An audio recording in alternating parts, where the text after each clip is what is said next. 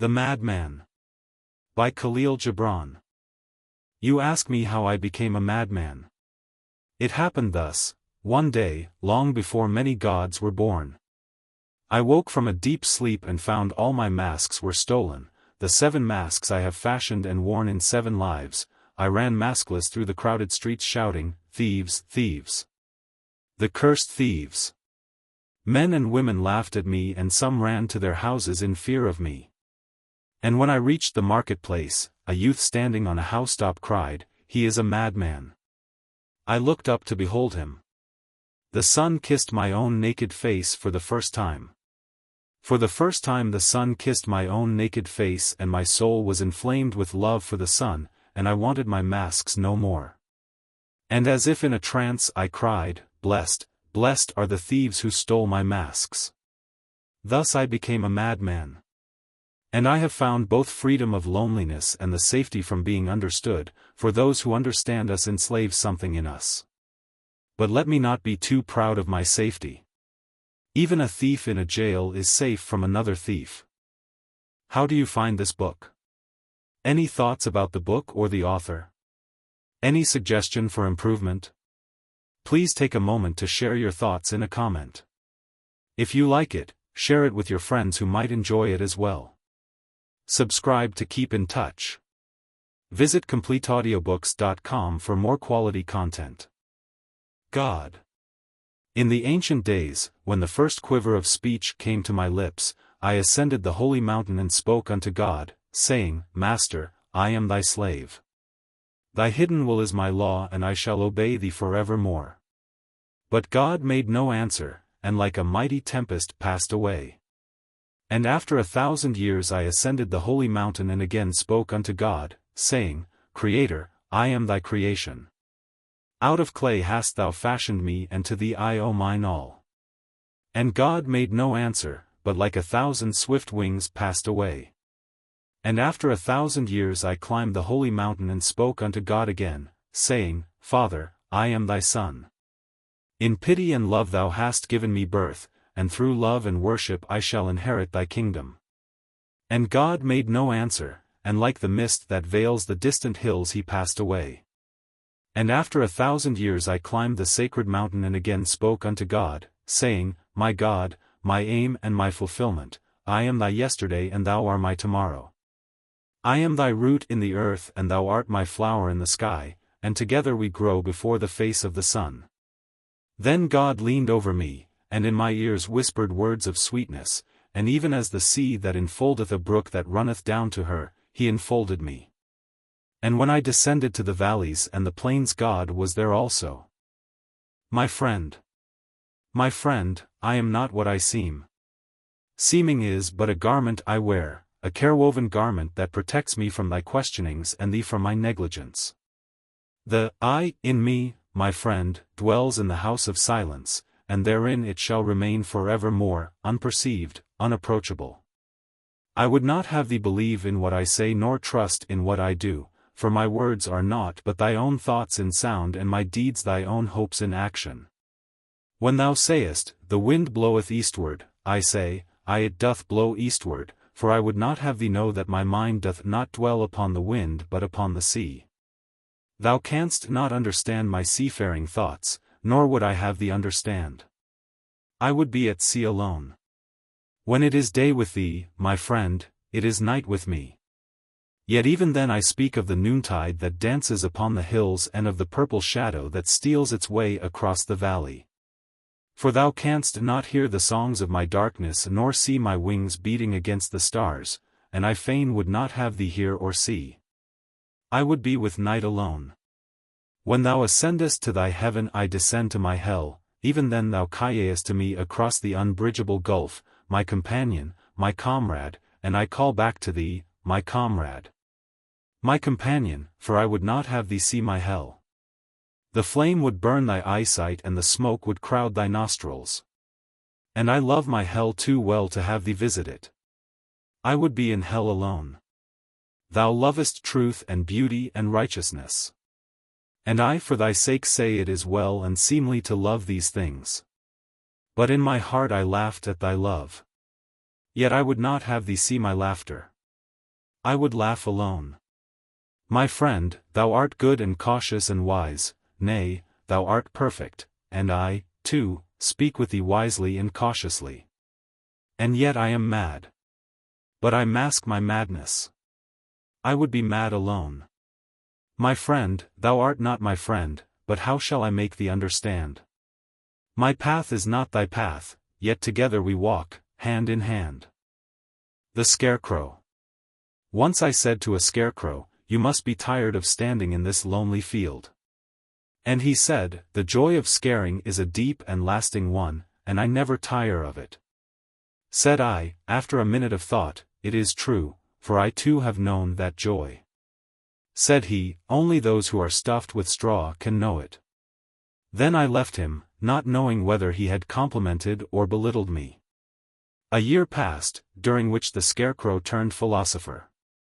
And when I passed by him again I saw 2 crows building a nest under his hat. The Sleepwalkers. In the town where I was born lived a woman and her daughter, who walked in their sleep. One night, while silence enfolded the world, the woman and her daughter, walking, yet asleep, met in their mist-veiled garden. And the mother spoke, and she said, at last, my enemy. You by whom my youth was destroyed, who have built up your life upon the ruins of mine. Would I could kill you. And the daughter spoke, and she said, O hateful woman, selfish and old. Who stand between my freer self and me? Who would have my life an echo of your own faded life? Would you were dead. At that moment a cock crew, and both women awoke.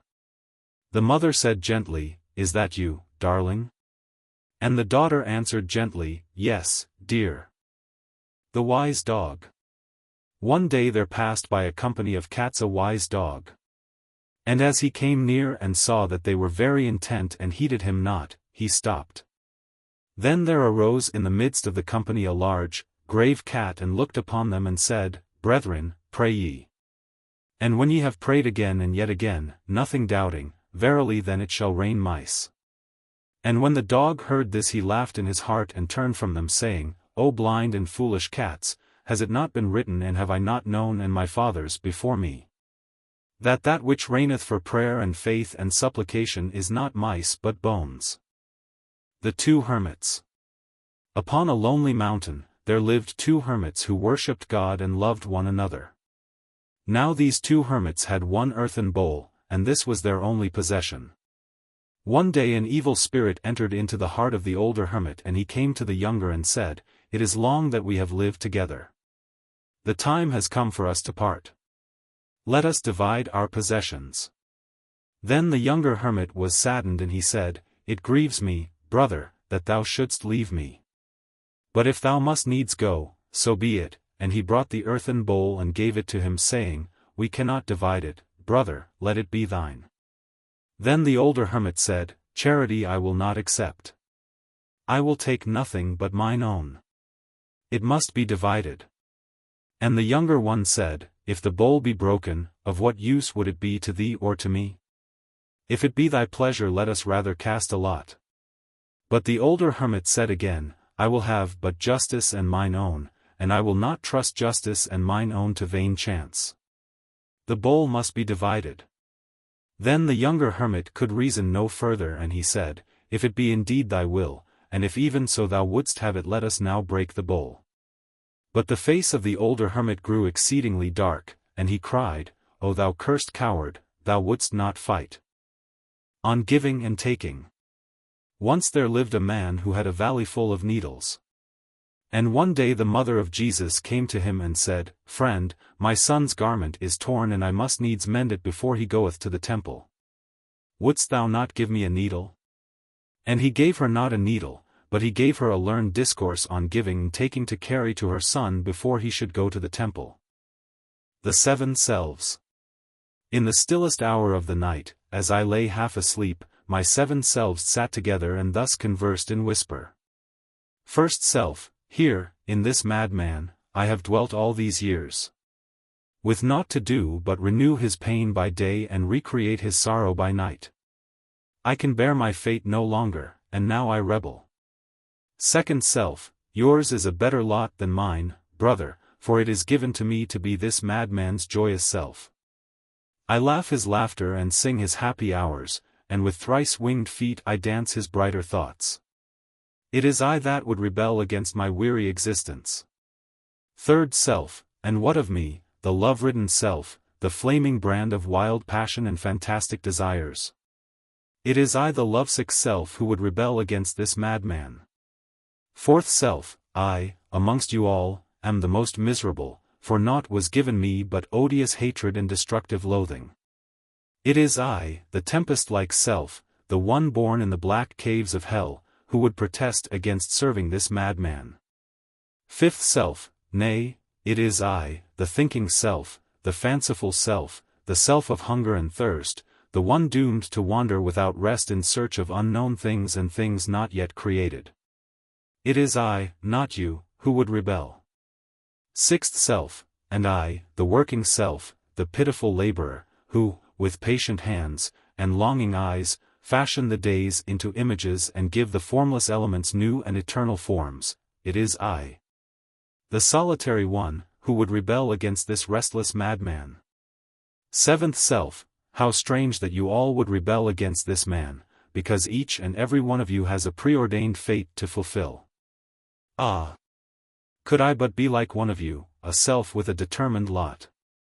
But I have none. I am the do-nothing self, the one who sits in the dumb, empty nowhere and now-hen, while you are busy recreating life. Is it you or I, neighbors, who should rebel? When the seventh self thus spake, the other six selves looked with pity upon him but said nothing more. And as the night grew deeper, one after the other went to sleep enfolded with a new and happy submission. But the seventh self remained watching and gazing at nothingness, which is behind all things. War. One night a feast was held in the palace, and there came a man and prostrated himself before the prince, and all the feasters looked upon him. And they saw that one of his eyes was out and that the empty socket bled. And the prince inquired of him, "What has befallen you?" And the man replied, "O prince, I am by profession a thief, and this night, because there was no moon, I went to rob the money-changer's shop. And as I climbed in through the window I made a mistake and entered the weaver's shop, and in the dark I ran into the weaver's loom and my eye was plucked out. And now, O prince, I ask for justice upon the weaver." Then the prince sent for the weaver and he came, and it was decreed that one of his eyes should be plucked out. "O prince," said the weaver, "the decree is just. It is right that one of my eyes be taken. And yet, alas! Both are necessary to me in order that I may see the two sides of the cloth that I weave. But I have a neighbor, a cobbler, who has also two eyes, and in his trade both eyes are not necessary." Then the prince sent for the cobbler. And he came. And they took out one of the cobbler's two eyes. And justice was satisfied. The fox. A fox looked at his shadow at sunrise and said, "I will have a camel for lunch today." And all morning he went about looking for camels. But at noon he saw his shadow again, and he said, "A mouse will do." The wise king. Once there ruled in the distant city of Warani a king who was both mighty and wise. And he was feared for his might and loved for his wisdom. Now, in the heart of that city was a well, whose water was cool and crystalline, from which all the inhabitants drank, even the king and his courtiers, for there was no other well. One night when all were asleep, a witch entered the city, and poured 7 drops of strange liquid into the well, and said, "From this hour he who drinks this water shall become mad." Next morning all the inhabitants, save the king and his lord chamberlain, drank from the well and became mad, even as the witch had foretold. And during that day the people in the narrow streets and in the marketplaces did naught but whisper to one another, "The king is mad. Our king and his lord chamberlain have lost their reason.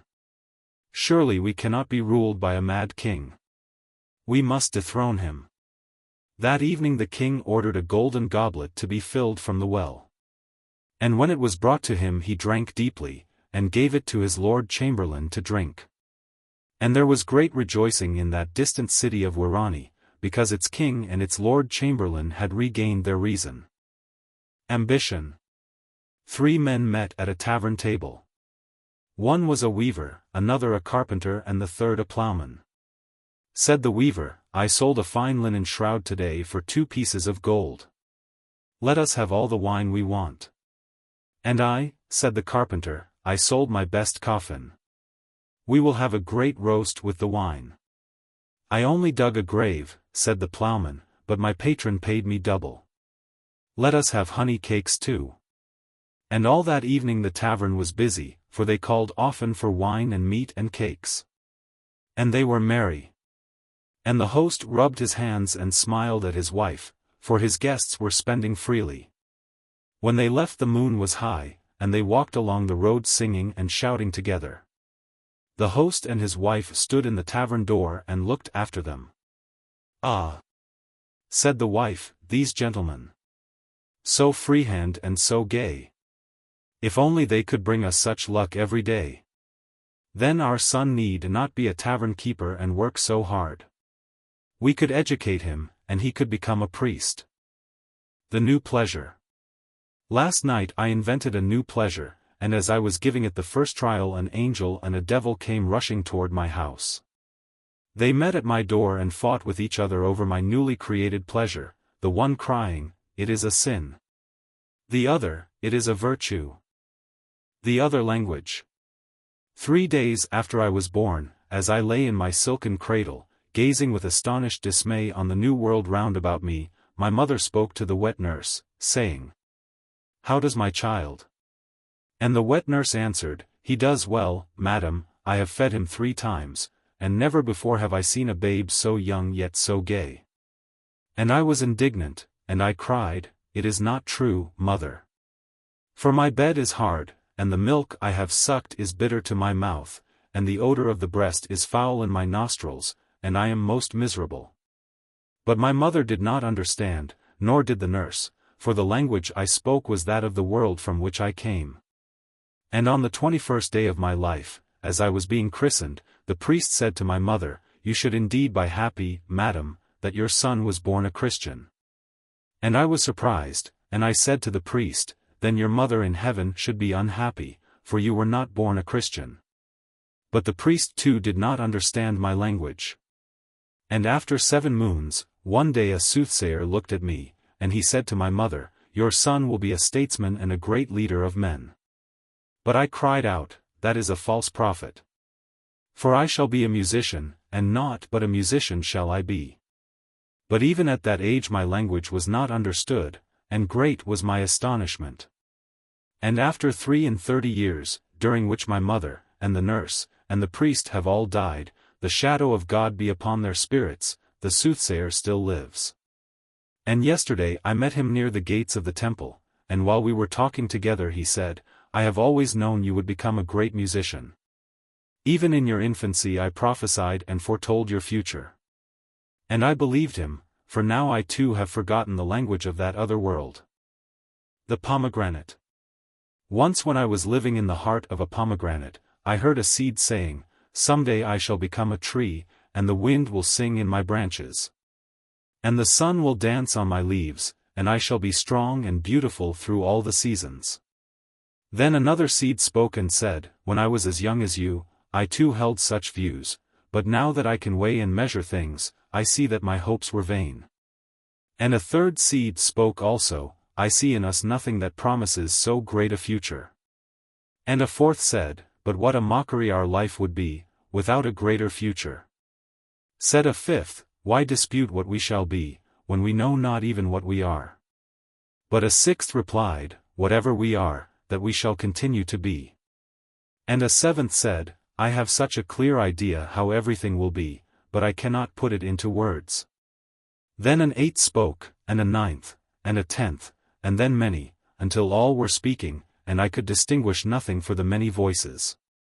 And so I moved that very day into the heart of a quince, where the seeds are few and almost silent. The 2 cages. In my father's garden there are 2 cages. In one is a lion, which my father's slaves brought from the desert of Nineveh, in the other is a songless sparrow. Every day at dawn the sparrow calls to the lion, Good morrow to thee, brother prisoner. The Three Ants. 3 ants met on the nose of a man who was asleep in the sun. And after they had saluted one another, each according to the custom of his tribe, they stood there conversing. The first ant said, "These hills and plains are the most barren I have known. I have searched all day for a grain of some sort, and there is none to be found." Said the second ant, "I too have found nothing, though I have visited every nook and glade. This is, I believe, what my people call the soft, moving land where nothing grows." Then the third ant raised his head and said, "My friends, we are standing now on the nose of the supreme ant, the mighty and infinite ant, whose body is so great that we cannot see it, whose shadow is so vast that we cannot trace it, whose voice is so loud that we cannot hear it. And he is omnipresent." When the third ant spoke thus, the other ants looked at each other and laughed. At that moment the man moved and in his sleep raised his hand and scratched his nose, and the 3 ants were crushed. The Gravedigger. Once, as I was burying one of my dead selves, the gravedigger came by and said to me, "Of all those who come here to bury, you alone I like." Said I, "You please me exceedingly, but why do you like me?" "Because," said he, "they come weeping and go weeping, you only come laughing and go laughing." On the steps of the temple. Yestereve, on the marble steps of the temple, I saw a woman sitting between 2 men. One side of her face was pale, the other was blushing. The blessed city. In my youth I was told that in a certain city everyone lived according to the scriptures. And I said, I will seek that city and the blessedness thereof. And it was far. And I made great provision for my journey. And after 40 days I beheld the city, and on the 41st day I entered into it. And lo! The whole company of the inhabitants had each but a single eye and but one hand. And I was astonished and said to myself, shall they of this so holy city have but one eye and one hand? Then I saw that they too were astonished, for they were marveling greatly at my 2 hands and my 2 eyes. And as they were speaking together I inquired of them, saying, Is this indeed the blessed city, where each man lives according to the scriptures? And they said, Yes, this is that city. And what, said I, hath befallen you, and where are your right eyes and your right hands? And all the people were moved. And they said, Come thou and see. And they took me to the temple in the midst of the city. And in the temple I saw a heap of hands and eyes, all withered. Then said I, Alas! What conqueror hath committed this cruelty upon you? And there went a murmur amongst them. And one of their elders stood forth and said, This doing is of ourselves. God hath made us conquerors over the evil that was in us. And he led me to a high altar, and all the people followed. And he showed me above the altar an inscription graven, and I read, If thy right eye offend thee, pluck it out and cast it from thee. For it is profitable for thee that one of thy members should perish, and not that the whole body should be cast into hell. And if thy right hand offend thee, cut it off and cast it from thee. For it is profitable for thee that one of thy members should perish, and not that thy whole body should be cast into hell. Then I understood. And I turned about to all the people and cried, Hath no man or woman among you 2 eyes or 2 hands? And they answered me saying, No, not one. There is none whole save such as are yet too young to read the scripture and to understand its commandment. And when we had come out of the temple, I straightway left that blessed city. For I was not too young, and I could read the scripture. The good God and the evil God. The good God and the evil God met on the mountain top. The good God said, Good day to you, brother. The evil God did not answer. And the good God said, You are in a bad humor today. Yes, said the evil God, for of late I have been often mistaken for you, called by your name, and treated as if I were you, and it ill pleases me. And the good God said, But I too have been mistaken for you and called by your name. The evil God walked away cursing the stupidity of man. Defeat. Defeat, my solitude and my aloofness. You are dearer to me than 1,000 triumphs. And sweeter to my heart than all world glory. Defeat, my self-knowledge and my defiance. Through you I know that I am yet young and swift of foot. And not to be trapped by withering laurels. And in you I have found aloneness. And the joy of being shunned and scorned. Defeat, my shining sword and shield. In your eyes I have read. That to be enthroned is to be enslaved. And to be understood is to be leveled down. And to be grasped is but to reach one's fullness. And like a ripe fruit to fall and be consumed. Defeat, my bold companion. You shall hear my songs and my cries and my silences. And none but you shall speak to me of the beating of wings. And urging of seas. And of mountains that burn in the night. And you alone shall climb my steep and rocky soul. Defeat, my deathless courage. You and I shall laugh together with the storm. And together we shall dig graves for all that die in us. And we shall stand in the sun with a will. And we shall be dangerous. Night and the Madman.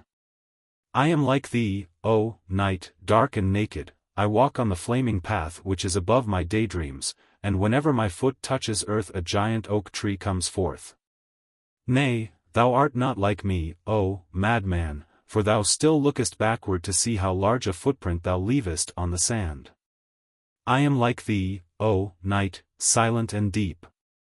And in the heart of my loneliness lies a goddess in childbed, and in him who is being born heaven touches hell.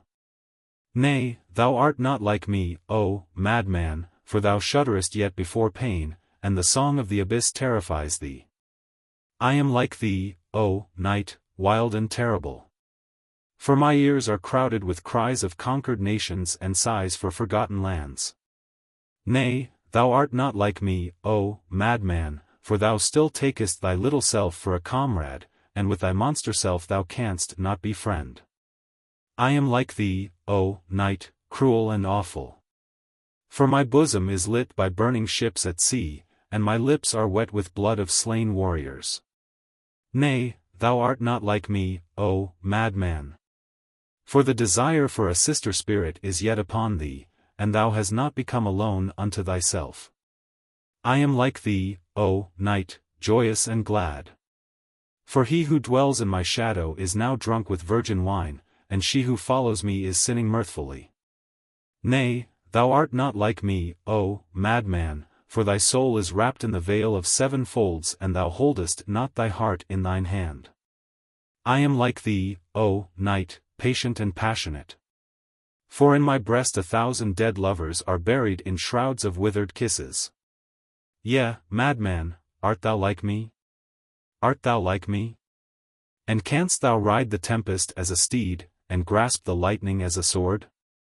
Like thee, O night, like thee, mighty and high, and my throne is built upon heaps of fallen gods. And before me too pass the days to kiss the hem of my garment but never to gaze at my face. Art thou like me, child of my darkest heart? And dost thou think my untamed thoughts and speak my vast language?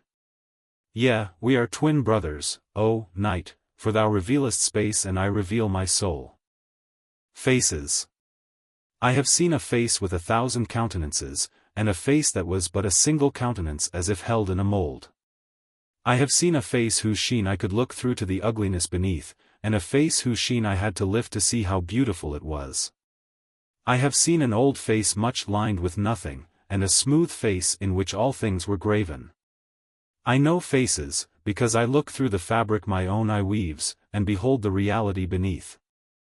The greater sea. My soul and I went to the great sea to bathe. And when we reached the shore, we went about looking for a hidden and lonely place. But as we walked, we saw a man sitting on a grey rock taking pinches of salt from a bag and throwing them into the sea. This is the pessimist, said my soul, let us leave this place. We cannot bathe here. We walked on until we reached an inlet. There we saw, standing on a white rock, a man holding a bejeweled box, from which he took sugar and threw it into the sea.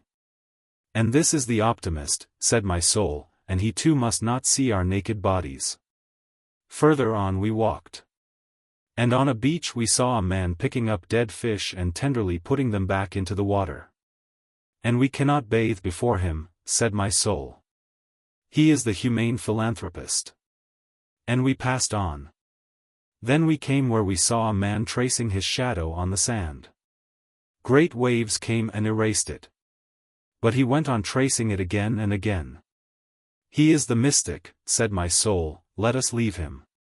And we walked on, till in a quiet cover we saw a man scooping up the foam and putting it into an alabaster bowl. He is the idealist, said my soul, surely he must not see our nudity. And on we walked. Suddenly we heard a voice crying, this is the sea. This is the deep sea.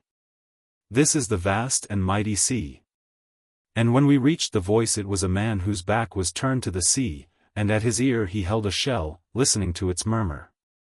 And my soul said, let us pass on. He is the realist, who turns his back on the whole he cannot grasp, and busies himself with a fragment. So we passed on. And in a weedy place among the rocks was a man with his head buried in the sand. And I said to my soul, we can bath here, for he cannot see us. Nay, said my soul, for he is the most deadly of them all. He is the Puritan. Then a great sadness came over the face of my soul, and into her voice. Let us go hence, she said, for there is no lonely, hidden place where we can bathe. I would not have this wind lift my golden hair, or bear my white bosom in this air, or let the light disclose my sacred nakedness. Then we left that sea to seek the greater sea. Crucified. I cried to men, I would be crucified. And they said, why should your blood be upon our heads? And I answered, how else shall you be exalted except by crucifying madmen? And they heeded and I was crucified. And the crucifixion appeased me. And when I was hanged between earth and heaven they lifted up their heads to see me. And they were exalted, for their heads had never before been lifted. But as they stood looking up at me one called out, for what art thou seeking to atone? And another cried, in what cause dost thou sacrifice thyself? And a third said, thinkest thou with this price to buy world glory? Then said a fourth, behold, how he smiles. Can such pain be forgiven? And I answered them all, and said, remember only that I smiled. I do not atone, nor sacrifice, nor wish for glory, and I have nothing to forgive. I thirsted, and I besought you to give me my blood to drink. For what is there can quench a madman's thirst but his own blood? I was dumb, and I asked wounds of you for mouths. I was imprisoned in your days and nights, and I sought a door into larger days and nights. And now I go, as others already crucified have gone. And think not we are weary of crucifixion. For we must be crucified by larger and yet larger men, between greater earths and greater heavens. The Astronomer. In the shadow of the temple my friend and I saw a blind man sitting alone. And my friend said, behold the wisest man of our land. Then I left my friend and approached the blind man and greeted him. And we conversed. After a while I said, forgive my question, but since when hast thou been blind? From my birth, he answered. Said I, and what path of wisdom followest thou? Said he, I am an astronomer. Then he placed his hand upon his breast saying, I watch all these suns and moons and stars. The great longing. Here I sit between my brother the mountain and my sister the sea. We three are one in loneliness, and the love that binds us together is deep and strong and strange. Nay, it is deeper than my sister's depth and stronger than my brother's strength, and stranger than the strangeness of my madness. Eons upon eons have passed since the first grey dawn made us visible to one another, and though we have seen the birth and the fullness and the death of many worlds, we are still eager and young. We are young and eager and yet we are mateless and unvisited, and though we lie in unbroken half-embrace, we are uncomforted. And what comfort is there for controlled desire and unspent passion? Whence shall come the flaming god to warm my sister's bed? And what she-torrent shall quench my brother's fire? And who is the woman that shall command my heart? In the stillness of the night my sister murmurs in her sleep the fire god's unknown name, and my brother calls afar upon the cool and distant goddess. But upon whom I call in my sleep I know not. Here I sit between my brother the mountain and my sister the sea. We three are one in loneliness, and the love that binds us together is deep and strong and strange. Set a blade of grass. Set a blade of grass to an autumn leaf, you make such a noise falling. You scatter all my winter dreams. Said the leaf indignant, low-born and low-dwelling. Songless, peevish thing. You live not in the upper air and you cannot tell the sound of singing. Then the autumn leaf lay down upon the earth and slept. And when spring came she waked again, and she was a blade of grass. And when it was autumn and her winter sleep was upon her, and above her through all the air the leaves were falling, she muttered to herself, "Oh, these autumn leaves! They make such noise. They scatter all my winter dreams." The eye. Said the eye one day, "I see beyond these valleys a mountain veiled with blue mist. Is it not beautiful?" The ear listened, and after listening intently a while, said, "But where is any mountain? I do not hear it." Then the hand spoke and said, "I am trying in vain to feel it or touch it, and I can find no mountain." And the nose said, "There is no mountain, I cannot smell it." Then the eye turned the other way, and they all began to talk together about the eye's strange delusion. And they said, "Something must be the matter with the eye." The Two Learned Men. Once there lived in the ancient city of Afkar two learned men who hated and belittled each other's learning. For one of them denied the existence of the gods and the other was a believer. One day the two met in the marketplace, and amidst their followers they began to dispute and to argue about the existence or the non-existence of the gods. And after hours of contention they parted. That evening the unbeliever went to the temple and prostrated himself before the altar and prayed the gods to forgive his wayward past.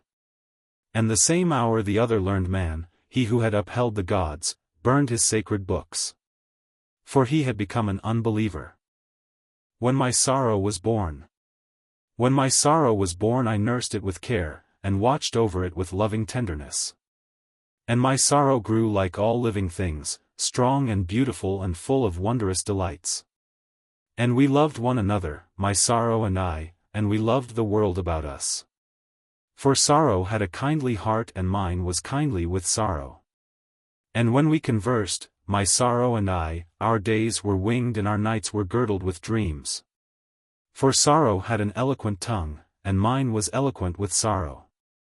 And when we sang together, my sorrow and I, our neighbors sat at their windows and listened. For our songs were deep as the sea and our melodies were full of strange memories. And when we walked together, my sorrow and I, people gazed at us with gentle eyes and whispered in words of exceeding sweetness. And there were those who looked with envy upon us, for sorrow was a noble thing and I was proud with sorrow. But my sorrow died, like all living things, and alone I am left to muse and ponder. And now when I speak my words fall heavily upon my ears. And when I sing my songs my neighbors come not to listen. And when I walk the streets no one looks at me. Only in my sleep I hear voices saying in pity, "See, there lies the man whose sorrow is dead." And when my joy was born. And when my joy was born, I held it in my arms and stood on the housetop shouting, "Come ye, my neighbors, come and see, for joy this day is born unto me. Come and behold this gladsome thing that laugheth in the sun." But none of my neighbors came to look upon my joy, and great was my astonishment. And every day for 7 moons I proclaimed my joy from the housetop, and yet no one heeded me. And my joy and I were alone, unsought and unvisited. Then my joy grew pale and weary because no other heart but mine held its loveliness and no other lips kissed its lips. Then my joy died of isolation. And now I only remember my dead joy in remembering my dead sorrow. But memory is an autumn leaf that murmurs a while in the wind and then is heard no more. The Perfect World.